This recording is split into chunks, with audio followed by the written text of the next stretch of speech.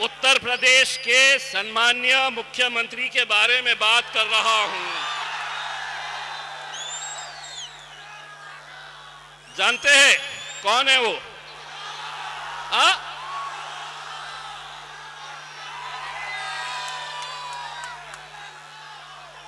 अपने को तो बाल है भाई।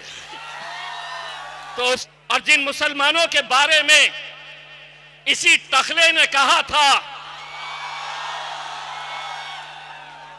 अपन ने नाम नहीं लिया, तेरा मेरा रिश्ता क्या, अभी बहुत दूर तक नहीं गया है। मोदी जी आज बिजी है, कान में उनके तकलीफ है, जरा आज जोर से बोलो तो सुनाई देगा। तेरा मेरा रिश्ता क्या, तेरा मेरा रिश्ता क्या।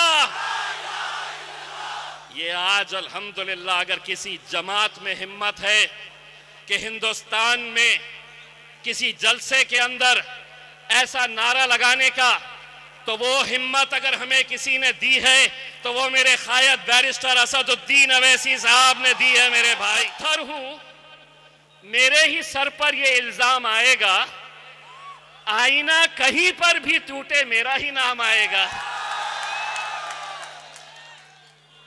ये झंडे क्यों नहीं निकाल रहे? ये क्यों लड़ रहे? दो ही लड़ रहे, दो क्यों लड़ रहे? हमारी पार्टी है, हमारी पार्टी में हमारे अब्बा तय करते हैं कितने लड़ने का। तुम्हारे बाप से पूछ के हम नहीं लड़ने वाले हैं इलेक्शन कितने लड़ने का है, हर चीज के लिए तैयार है अल्हम्दुलिल्लाह। मजलिस है, डरने घबराने वालों की जमात है नहीं। अगर हम पार्लियामेंट के अंदर बैठ के अगर इस मुल्क के वजीर आजम नरेंद्र मोदी और अमित शाह की आंखों में आंखें डालकर बोल सकते हैं, अरे तुम क्या चिल्लर पिल्लर है रे, तुम्हारे को तो कभी पोंछ के निकाल देंगे। दिल्ली की पुलिस को मैं बोलूंगा कि इज्जत से लेके आओ, मेरा भाई आया है, हाथ पकड़े हैं, मैं उनसे कहूंगा आप सलाम ठोको। हम कर सकते हैं मेरे भाई, ये मंजर आप लोग देख सकते हैं। नौजवानों, अगर जुल्म हद से ज्यादा बढ़ता है तो इनखिलाब आता है। आप लोग हर तरह के जुल्म को देख रहे हैं, हर रोज कोई ना कोई कुछ ना कुछ हमारे बारे में बोलता है। आपने कुछ दिन पहले उत्तर प्रदेश के मुख्यमंत्री कुंभ मेले के बारे में उसने कहा था,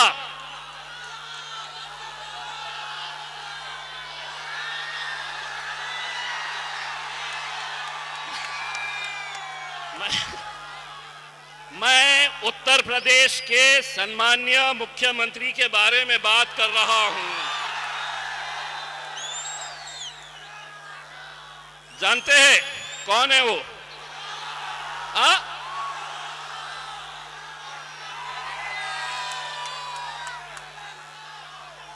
अपने को तो बाल है भाई। तो उसने ये कहा था कि ये कुंभ मेले में मुसलमानों ने आना नहीं चाहिए। बड़े अफसोस के साथ ये कहना पड़ा कि कुंभ मेले के अंदर हमारे हिंदू भाइयों का बड़ा त्योहार, बड़ा उत्सव मनाते हैं, वहां पर कुछ बेकसूर लोगों की जानें चली गई। और जिन मुसलमानों के बारे में इसी टखले ने कहा था, अपन ने नाम नहीं लिया, उसी ने कहा था कि मुसलमानों वहां पर आना नहीं। अल्हम्दुलिल्लाह मेरा मजहब क्या सिखाता है, मेरा ईमान क्या सिखाता है, मेरी इंसानियत क्या सिखाती है। जब यही कुंभ मेले के परेशान लोग वहां से निकल रहे थे तो मुसलमानों ने अपनी मस्जिदें और मदरसे खोल दिए उन लोगों के लिए।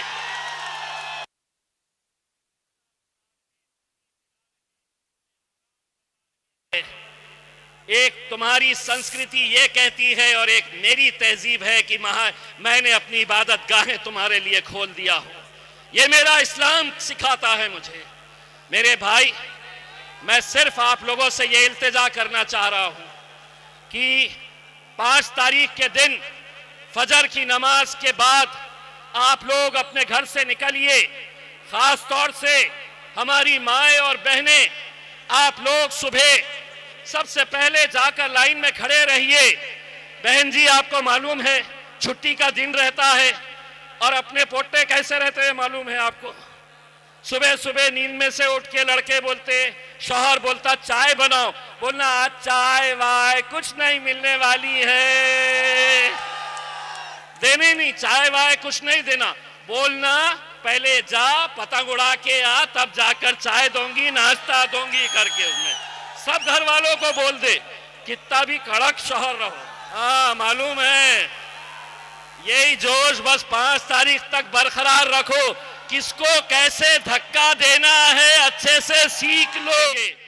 कई सालों की मेहनत है, कई सालों की ये दीवानगी, ये जुनून, एक जोश, एक जज्बा, एक गुस्सा अंदर आप लोगों के है कि आप लोगों ने इसी सरजमीन के ऊपर देखा कि शाहीन बाग आप लोगों ने तैयार किया था। मैं सलाम करता हूं मेरी माँ और बहनों के शाहीन बाग की, ओखला की, कि जिन्होंने पूरे हिंदुस्तान को एक शाहीन बाग बनाने का मौका दिया। आप लोगों की पहल थी, लेकिन अब आप लोगों का इम्तिहान है। आप लोगों का पूरा मुल्क ये देख रहा है कि सीए एनआरसी का आंदोलन जहां से शुरू हुआ था, चचा ओ चीचा चीचा, ये जोश बरकरार रखो। 5 तारीख के दिन जितना गुस्सा है, 5 तारीख के दिन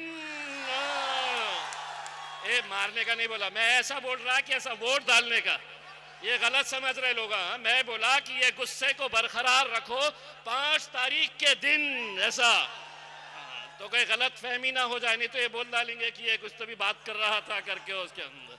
वैसे हम हर चीज के लिए तैयार है अल्हम्दुलिल्लाह। मजलिस है, डरने घबराने वालों की जमात है नहीं।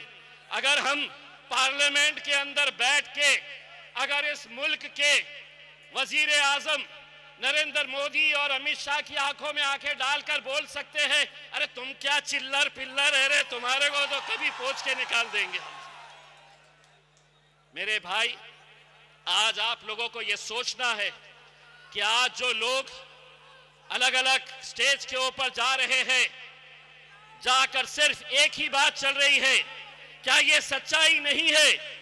क्या आप ये मानते नहीं है कि जितने भी स्टेज यहां पर सजाए जा रहे हैं, चाहे आम आदमी पार्टी का हो, कांग्रेस का हो, भाजपा का हो, महफिल उनकी सज रही है, चर्चा हमारा हो रहा है, हमारा चर्चा कर रहे। जो आ रहा बस MIM क्यों आई, असदुद्दीन अवैसी क्यों आए, क्यों लड़े, कितना अच्छा लग रहा है, थैंक यू वेरी मच। मुफ्त में हमारी पब्लिसिटी करिएगा, इंशाअल्लाह 8 तारीख के दिन आप देखेंगे, हिंदुस्तान देखेगा। आप लोगों को क्या खा के आए भाई साहब, आप सारा जोश आज ही निकालेंगे बोल रहे, जरा आज खींच के आए लगता मेरे हिसाब, सारा जोश आज ही निकाल दूंगा बोल रहा हूं। रख भाई, 5 तारीख के लिए रख, तेरे को मौका दूंगा जितना। तो मेरे भाई, आज के इस दौर के अंदर मैं खास तौर से मेरे नौजवानों, तुम लोगों को यह कहना चाह रहा हूं, आज का एक ऐसा दौर है, एक ऐसी सियासत, मुसलमानों को आज सियासत में उस वक्त गोद में लिया जाता है जब इलेक्शन आता है, उनका लाड़ किया जाता है जब इलेक्शन आता है, और जब इलेक्शन खत्म हो जाता है यही मुसलमानों को यतीम खाने में छोड़कर आया जाता है। यह सच्चाई है। कहीं ना कहीं आप लोगों को अपना अस्तित्व, अपनी पहचान, अपनी ताकत बनानी होगी मेरे भाई। और यकीन मानिए, अगर आप लोग ये काम को अंजाम दे सके तो आप सोचिएगा कि कितनी बड़ी ताकत हमें मिल सकती है। आज शिफा भाई, आज हम असद साहब के साथ मुस्तफाबाद गए थे, वहां पर भी मुस्तफाबाद में ताहिर साहब को जब लाया गया, कुछ उसी तरह से जिस तरीके से शिफा भाई को पुलिस वाले घेर कर लेकर आ रहे थे, इतनी पुलिस उनके साथ थी मानो कोई वो एक दहशतगर्द है।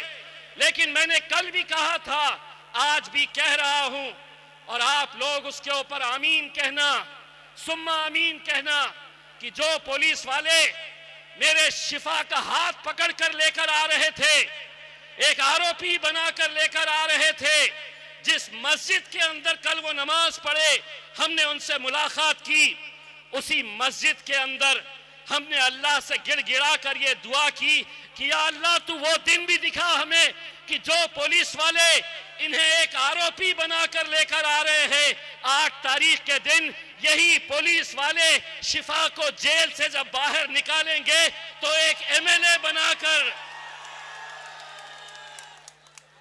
बनाकर और